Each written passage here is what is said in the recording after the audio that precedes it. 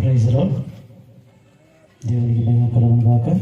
ఇంతవరకు పాటల ద్వారా దేవుని మహిమపరిచాము. మరి వాక్య ధ్యానంలోకి వెళ్ళిపోతున్న ముందుగా మన మధ్యకు వచ్చినటువంటి దైవసేవకులు యేసురత్నం గారు మనం స్టేజ్ మీదకి ఆహ్వానిద్దాం. మరి వచ్చి ఆయన మరి దేవుని యొక్క వాక్యాన్ని మనకు అందిస్తారు.